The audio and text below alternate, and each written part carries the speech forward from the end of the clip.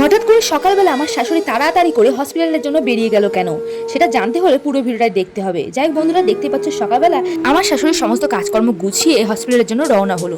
আসলে তেমন কিছুই নয়, আমার শাশুড়ি নার্ভে পেশেন্ট, তাই মাসে মাসে চেক আপ করার জন্য তিনি হসপিটালে যান এবং সেখান থেকে মাসে মাসে ওষুধ নিয়ে এসে খান। তাই ওনার ওষুধ শেষ হয়ে গেছে, ওষুধ আনতে এবং চেক আপ করতেই তিনি হসপিটালে গেছেন।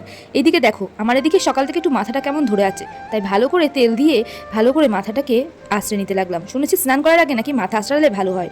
যাই হোক, স্নান তো করে আসলাম। এরপর দেখছি যে বাইরে ভালোই রোদ্দুর, তাই জন্য আমি বাইরে দড়ির গায়ে সুন্দর করে জামাটাকে মেলে দিলাম। মেলে দিয়ে ঘরে আসার আগে বাইরে আমাদের মন্দিরে ঠাকুরকে আগে প্রণাম করে নিলাম।